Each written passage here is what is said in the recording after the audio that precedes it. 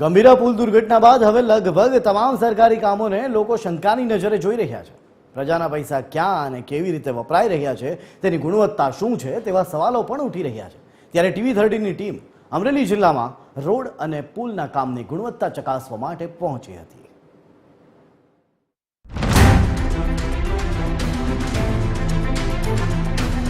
અમરેલીથી લીલિયાને જોડતા માર્ગ પર લાલાવદર ગામ સુધી આરસીસી 4 લેન રોડ બની રહ્યો છે। આ પુલ નિર્માણની કામગીરી કેવી થઈ રહી છે તે ચેક કરવા માટે TV13ની ટીમ સ્થળ પર પહોંચી હતી। TV13ની ટીમ પહોંચી છે અત્યારે હાલ આ અમરેલીથી જે લીલિયા જવાનો જે 4 લાઇન રોડ છે આ રોડ પર જ એક પુલનું કામ શરૂ છે। જો કે આ પુલના કામમાં આપણે જો કે કાઠિયાવાડી ભાષામાં એવા શબ્દ કહી શકાય છે કે લોટ પાણીને લાકડા।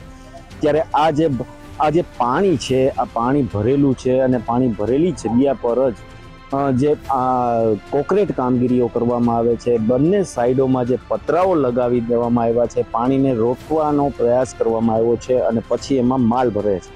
ત્યારે પુલની એક સાઈડ પુલ બની ગયો છે અને બીજી સાઈડ જે પુલ છે એની કામગીરી શરૂ છે અને આ એક કામગીરીમાં આ જે લાલિયાવાડી જે કહી શકાય છે આ લાલિયાવાડી થતી હોય એ પ્રમાણેના દ્રશ્યો અહીંયા જોવા મળી રહ્યા છે। TV13ને 4 લેન રોડની ગુણવત્તા અંગે પણ અવલોકન કર્યું। અત્યારે હું પહોંચ્યો છું અત્યારે અમરેલીથી જે લીલિયા જવાનો જે 4 લાઇનની જે કામગીરીઓ શરૂ છે અને આ એ જ કામગીરીના હું દ્રશ્ય બતાવવા માંગીશ। જો કે આ રોડ જે ડબલ પટ્ટી રોડની જે કામગીરી છે, કરોડોના ખર્ચે આ રોડ બની રહ્યો છે, પણ સીએમ ભૂપેન્દ્રભાઈ પટેલના વરદ હસ્તે આ રોડનું ખાતમુહૂર્ત કરવામાં આવ્યું છે। ત્યારે આ રોડનું હજુ લોકાર્પણ કરવામાં નથી આવ્યું। ત્યાં જ આ રોડ પર ભ્રષ્ટાચાર થયા હોવાના સ્થાનિક ખેડૂતોના આક્ષેપો થયા છે।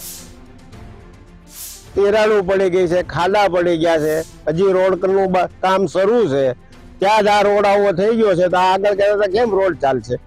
આ કેટલા વાળા રોડ ટકશે? આની પહેલાનો રોડ હતો જે ડામર એ 25 વર્ષ એને કાંઈ નહોતું થયું।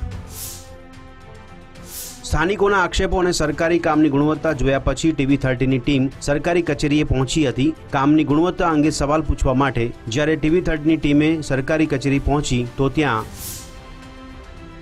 તંત્રના અધિકારીઓની આ કચેરીએ TV13ની ટીમ પહોંચી છે અને ત્યારે અધિકારી દ્વારા અહીંયા જે ટેલિફોનિક જે તેમનો સંપર્ક કરવામાં આવ્યો હતો, ટેલિફોનમાં જ તેમના નંબર જે અમારો જે નંબર છે તે બ્લેકલિસ્ટમાં નાખ્યો એ પ્રમાણેનો રિંગ લગાવે એ દરમિયાન તરત જ કટ થઈ જાય છે। ત્યારે અહીંયા જે બરવાડિયા નામના જે અધિકારી છે, ડેપ્યુટી જે અધિકારી છે માર્ગ અને મકાન પેટા વિભાગના જે નાયબ કાર્યપાલક ઇજનેરની આ કચેરી છે, ત્યારે અહીં કચેરીએ પણ અહીંયા સ્ટોપર લગાવી દેવામાં આવી છે। ત્યારે અહીંયા બાજુમાં જે કર્મચારીઓ છે એમને પૂછવામાં આવ્યું તો એવું કહ્યું છે કે જણાવી રહ્યા છે કે તે ફિલ્ડમાં છે।